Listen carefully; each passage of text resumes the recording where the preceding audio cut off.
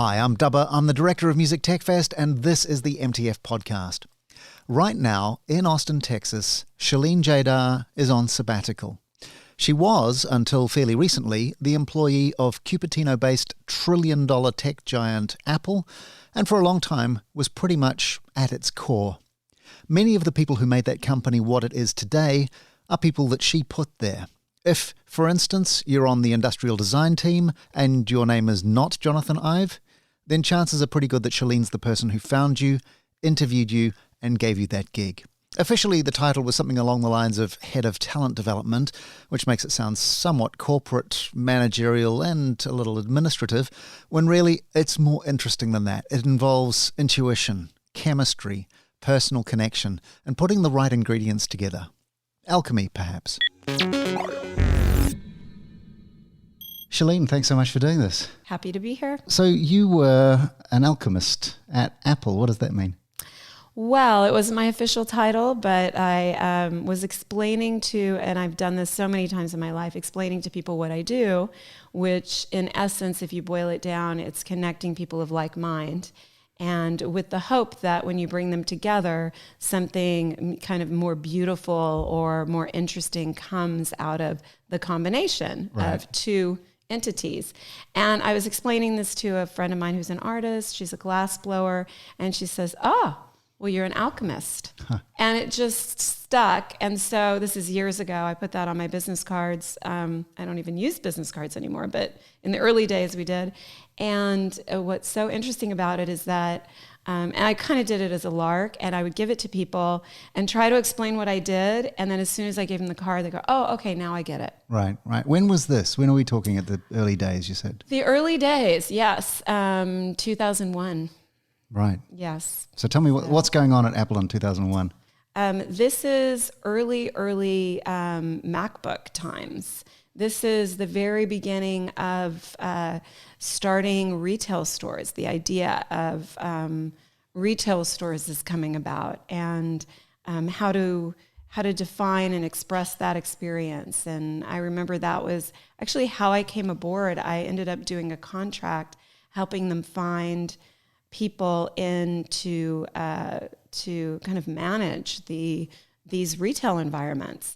And it was a contract job. I was living in LA at the time. I didn't think anything more was going to come of it. And but that was the that was my very beginning of that. And then my boss at the time asked me to fly up to San Francisco and meet the design group. And I sat down with Jonathan Ive, some of the other designers, some other people in talent, and I heard them talking about what they were doing, what they were designing, what their plans were, and I just had this feeling of, I don't know what it is that I can offer. I don't know if everything in my background is going to help, but I will use whatever it is that I have in order to help them do whatever it is that they need to do. And it was a physical, visceral reaction. I haven't had many of those in my life, so I know when they happen. And it was a very strong, like, I need to work with these people. I don't know what that looks like yet, but I will learn whatever it is I need to learn to do that. What was in your background?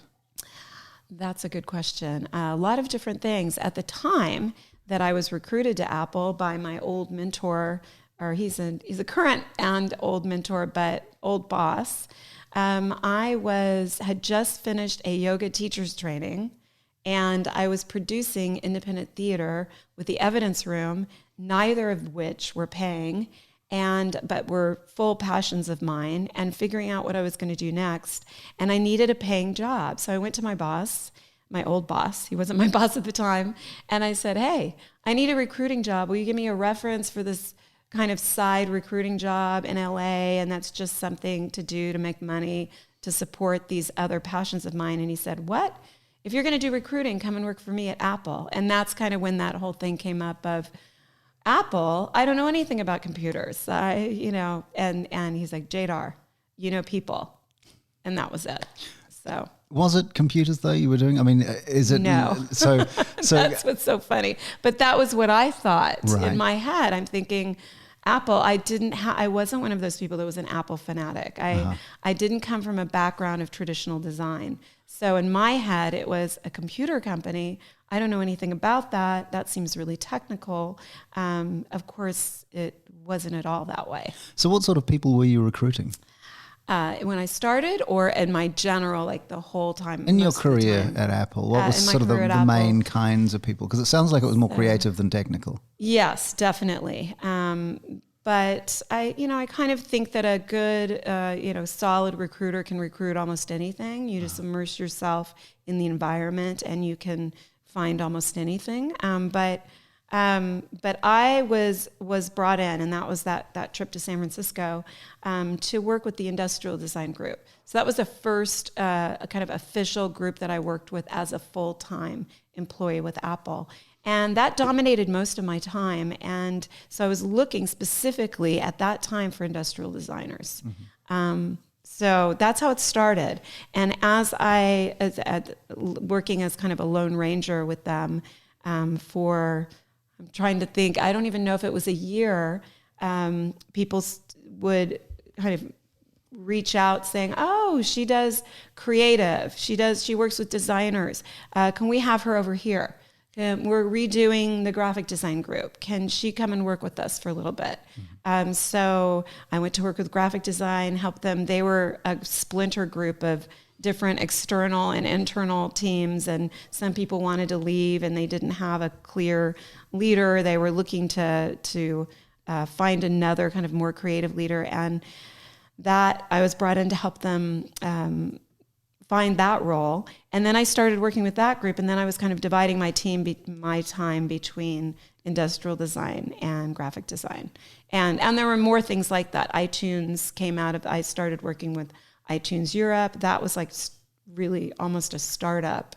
It felt like a startup, as the graphic design in some way felt like a startup as well, because they were recreating it. So when I think back at my career, other than the industrial design group, some of this work really feels like you're starting a startup within a very established company, but it still has that essence of building something from something very small or nothing. Is it more about finding and employing the right individuals? Or is it more about building teams? I would say both. So you definitely have to find the right individuals in order to build a solid creative team. So with the Industrial Design Group, they had a very solid team from the moment that I arrived. So I wasn't trying to create, again, they were not a startup. I was not creating the entire team. But finding individuals for them was, in essence, in a way, continuing to build that team. So each individual was so important. I would say that about all of the groups that I worked with at Apple, that each individual coming into the team needed to meet everybody in the team and everybody feel comfortable about that person. So generally a consensus. And that really, to me, is one of the most important things about building a team, is that there's that consensus when you bring somebody new in. Right. Would you have employed you? That's a good question. I think in the beginning, inside the design group, or in the role that in the role, would you have given you that job? That's a really good question. I think knowing myself and the way that I look at people and the way I kind of make assessments about people, it's less about what is this extensive background, purist background in one area, although that can be very important in some roles, and more about the whole picture. And I think I would hire me for that role. I might have done. That's an interesting thing. I'm not completely 100% sure, but intuitively I kind of feel like I would. Cool. What did your parents do, and how did that shape where you ended up? Okay. So my mother was a kindergarten teacher for almost 30 years. My mom, I think for as long as I can remember, just having teaching be a huge part of the household in general. My dad also was a teacher. That was not his primary role, but he was a teacher in his life, but he was also officially a teacher, and he taught at UCLA for a while. But I think both of them being teachers informed the way that I approach looking for talent, the way I think of, learning in your work environment, just being very motivated, I think, in general, by learning. I think, I'm trying to think of, I don't know. It's a really interesting question, but I think of just the general sense of having educators around me growing up. I think that was huge. My father, on the other, was also an author, a philosopher, and had a huge impact on me, just in a sense of how I view the universe, how I view my relationship to the universe, my place in it. It's an ongoing practice, an ongoing learning in that. So I think being interested in people, being open, that's part of my practice, is just kind of like constantly practicing being open. And you end up finding out and learning a lot about people when you approach things in that way. I would say those two things, kind of the philosophical side of my dad and then the education side of both of my parents. And they're both very liberal, so there was a lot of freedom and encouragement to follow what I was interested in. I suspect that might be part of the answer to my next question, but yes. Where did the theater stuff come in? Oh my goodness. Well, not from my parents specifically. That's one of those things that my mother, strangely enough, she was in theater in maybe high school or something, but it wasn't her experiences in theater that impacted me. I've just always been very interested in theater and acting.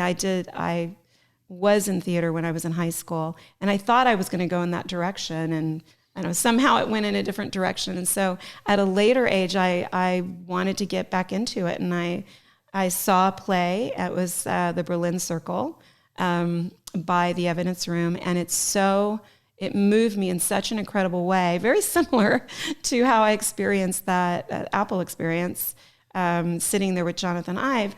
I also had a different but also visceral experience with the Evidence Room when seeing that play. The Evidence Room, or the Berlin Circle, was just so incredibly moved and thought, I have not been in theater all of these years. What they are doing is amazing. What can I do from my background? What do I have that could be helpful here? And that was a group of it was a theater, the group of people that everybody did everything. So the actors might sweep up, and there was a bar there after the play. So somebody was a bartender, and then they were on stage, or they were building things, and they were somebody in, playing a role. So it was a wonderful theater group. It wasn't for an extremely long period of time, but the short amount of time that I was with them made a huge impact. And so the theater really came from, I don't know where, watching old movies with my mom when I was a child, maybe. Sure. Yes. Tell me about the beginnings of iTunes, what the culture was like, what people were trying to achieve, and sort of what were the personalities that you were dealing with? So I can tell you about my own personal experience with iTunes, and maybe through that lens might give you some kind of insight, because I wasn't necessarily in the kind of inner circle of people that were kind of deciding and the very impetus of iTunes. But I was brought in to help build out iTunes Europe. So iTunes US was already fully formed.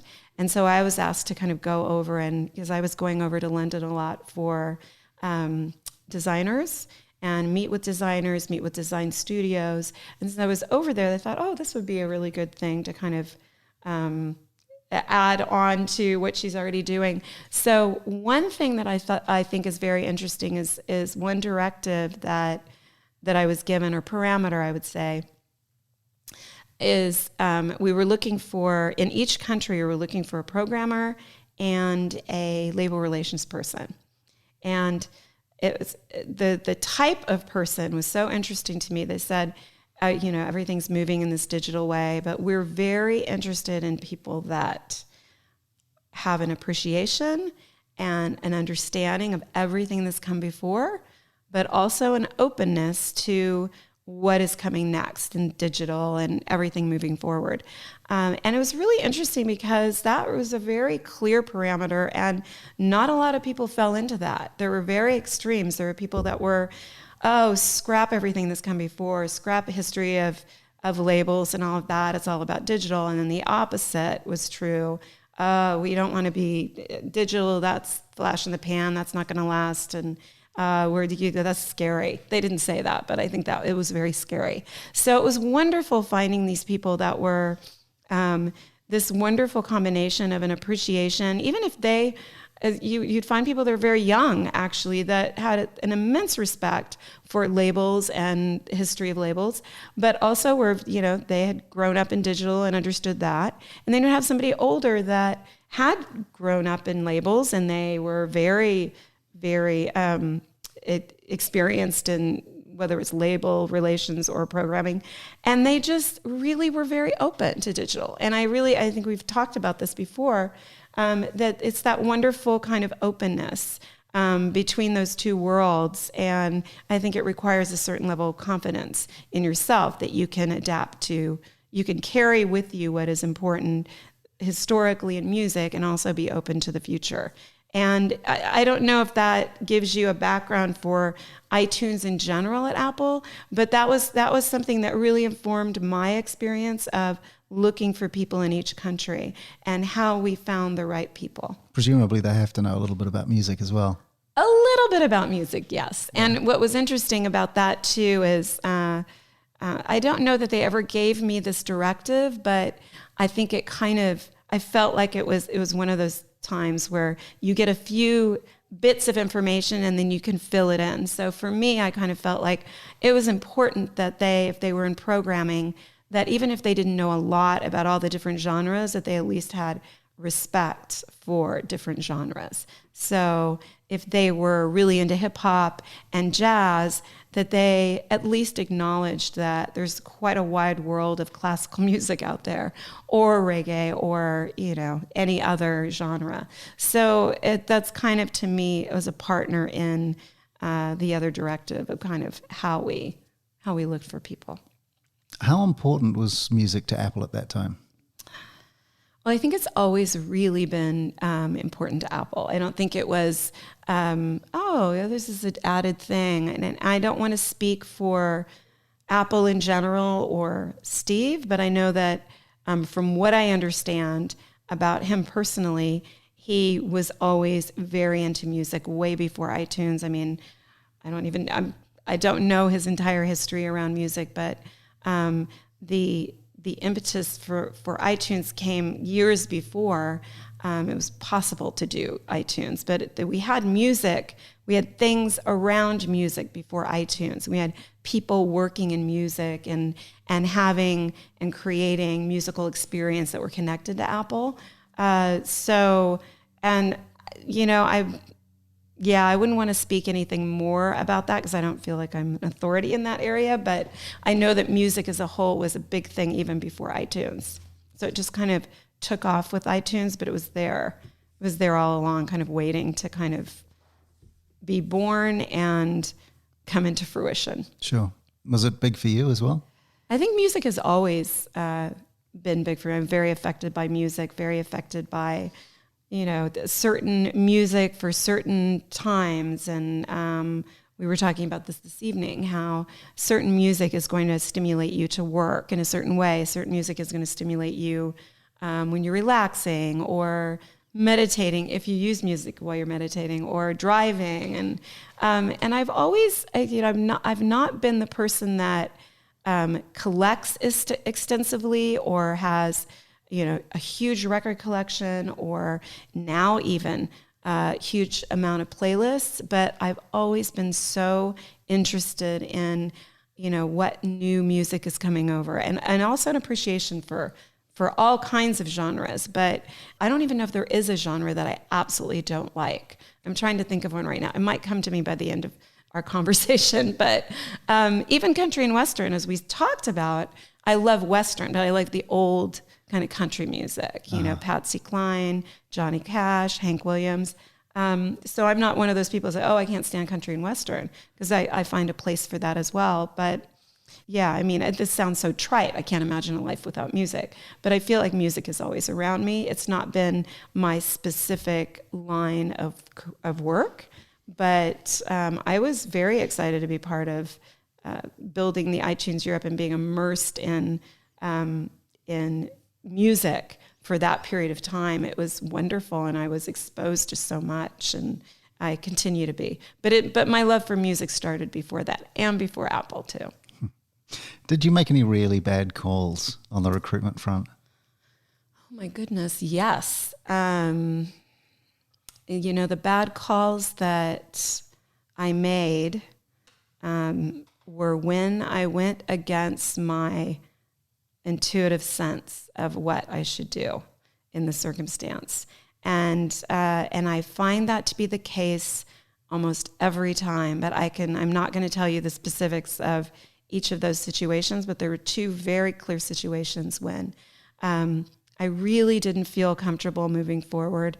It was earlier in my career there, and I felt pressured to go along with what everybody really wanted, and I just felt there was something, it just didn't fit. Didn't know what it was, couldn't describe it, but it didn't feel right. And sure enough, it came out to be true. And there were a couple of situations like that. But I also feel like those are opportunities to learn. So I didn't feel, that was a huge mistake, and this is tragic, and I'm never going to come back from this. And, it was actually more, hey, this is the person that we presented. You had all the information. We all had all of the information. And what I learned is, yes, when I have those feelings, they need to be investigated. And whenever I have that situation, honestly, it's usually a case of not listening to that inner voice. Right. That inner voice is usually telling you something. Sure. How did Apple change over the time you were there? It got bigger. That is probably the biggest change. I mean, this is the most obvious change, that it got bigger. And how did that impact the culture?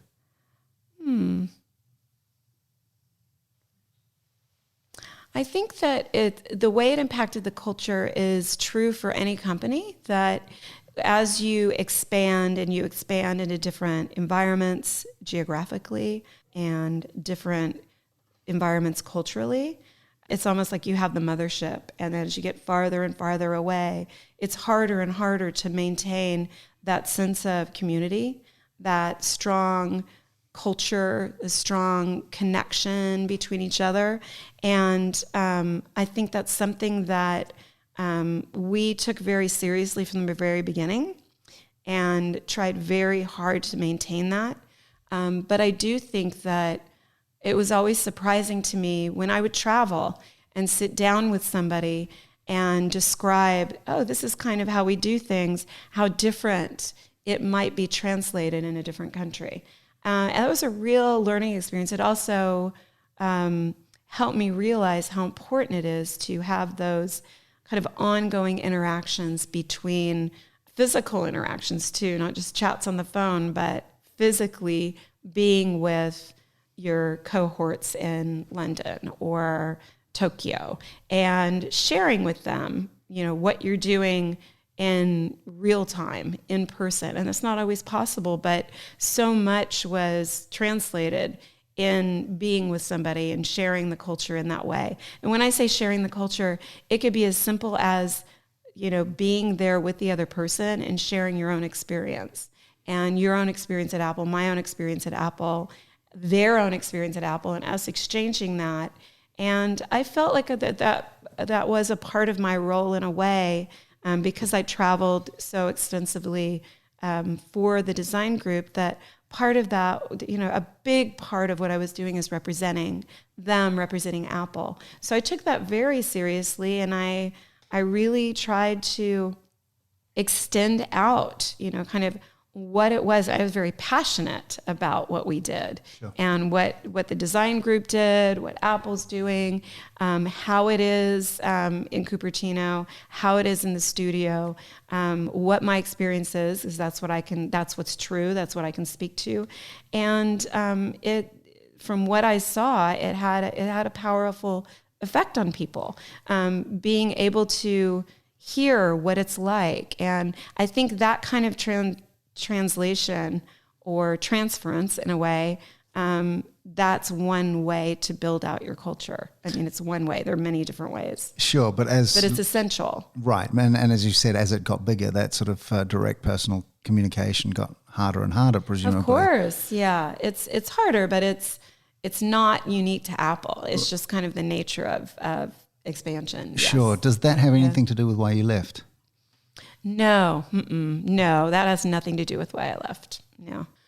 I didn't leave because of anything dramatic. It's honestly, the main reason that I left Apple is I have a daughter here in Austin, and she's 5 years old now, and I am living in Austin and working and traveling to Cupertino once a month, and she has no idea what I do. She can't see where I work. She can't see what I do. And I've spent, almost 18 years at Apple, utilizing all of the cells of my body, in a way, all of my brain, my heart, all of it. And I feel like I wanted to do something different with that, with all of those aspects of myself. And I don't know what that is yet, but I felt like those two things kind of I wanted to be based here in Austin, doing something that is clear to her, and also utilizing my mind, body, and soul for something different, just kind of investigating, what does that look like? What else can I do with these things that are me? And so much of it has been dedicated to Apple, and it's been immensely exciting and challenging, and it's never boring. Certainly never boring. But there just came a time where I thought, I really want to take this and see what I can do with this person that is me, applying it to something else. Sure. If you were to, I don't know about write a book, but certainly give some advice to somebody from your career in Apple, what lessons would you extract and want to pass on? Well, one of them I think I already kind of mentioned, that are there any things that you regret? And I think, the things that I don't know if it was regret or a bad call, is really learning to trust your that inner voice, whether it's intuition, whatever you want to call it, that there's a reason it's there. It is trying to tell you something, and the more the more you listen to it, I wouldn't say the louder it gets, but the more you listen to it, the more clear it becomes, and the easier it is to listen to it. And I don't want to say, oh, if only I had listened earlier. I listened to it as much as I could at whatever age I was. And I would just say to anybody, whether it's at Apple or anywhere, that the more you can open yourself up to listening to that voice when it's telling you something's just not quite right here, and trusting it. It's not just listening, but it's trusting and going with it. Trusting it, making the response based on what that is. That's so huge. I think also, as I look back at all of the different people that have come to interview or meet with the group or me, I think it's very hard to do, especially when you're daunted by a particular group or a person. But doing your best to just be relaxed and comfortable in and of yourself when you're coming to meet people. And I think that's very hard for an individual to do, but maybe that was part of what I felt was my role, is to help people feel comfortable so we could see who they really are. And so if they're coming at it from that same point of trying to just let everything else go, that doesn't mean, oh, I'm going to be super casual now.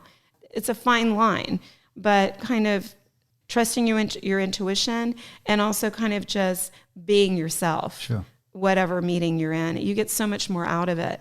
I think we've had so many people come in and do very elaborate presentations and very content heavy or too image heavy, and we never really find out who they are. You want people. We want people. Yeah. So if I'm giving advice to people, it's just kind of, again, sounds so trite, but just be yourself. Sure. Because yourself is either going to work with this role or not. And if you're confident enough to trust that you're a valuable entity, and if when I was with Apple, don't appreciate that, then this isn't the right place for you. Yep. And so there's nothing to lose really by being yourself. It's either it's going to work or it isn't. And the best thing to be is yourself, because if it doesn't work with you as yourself, then it's not the right role. Gotcha. So in a world where people are concerned about things like data privacy, fairness to artists, planned obsolescence, these things, are Apple the goodies or the baddies? I'm the wrong person to ask about that. I think that depending on the conversation, depending on the situation, you could make a case that, that they could be, I don't know if I would, using good and bad doesn't ever really work with me at Apple, because I kind of know them as people, and I know them, the people that I work with are not trying to make something obsolete. So I think that I would say, in general, I mean, because you never know all the details and how people work. And there's certain people that I've never worked with. Obviously, it's a big company. But the people that I've worked with are good people. And I know that their hearts are in the right place. And that's all I can really speak to. As in the end, as an individual at a huge entity, the only people that I can really stand by would be the people that I've worked with directly. And those people I know are the goodies, if you want to call them. They're not goody two-shoes, but they're the good ones. Right. I guess the best indicator would be a year out from leaving Apple. Do you use Apple products? Oh, yeah, definitely. And I still have boxes that the graphic design group has, over time has designed. I've always kept different boxes for different products, and I'll always keep that. I mean, they're a family for me. They have been and will continue to be a family. So I can't imagine. I mean, who knows? Maybe I'll use something else in the future, but at this juncture, it isn't even something that's crossing my mind right now. Yeah. Cheline, thanks so much for your time. Thank you, Andrew. That's Cheline Jaidar, former Alchemist at Apple. Incidentally, I asked Cheline for a bit of advice for people wanting jobs. Her top tip: your CV is too long. Take some words out. Take out whole sections that just seem superfluous. Then find more words that you don't need and take them out too. Keep taking words out until there are no more words that you can take out. Then take out a few more words. It's not your life story. It's the trailer that gets people wanting to see the movie. It seems like good advice. And that's the MTF podcast. If you got this far, then you clearly liked it. So please take a moment to give us a quick review, rating, or star on whatever platform you use to listen to podcasts. And we'll catch you soon. And by the way, if you missed our special announcement last week about Ourobro, go back and listen to last week's episode or sign up to the mailing list for more news on that. In the meantime, have a great week and we'll talk soon. Cheers.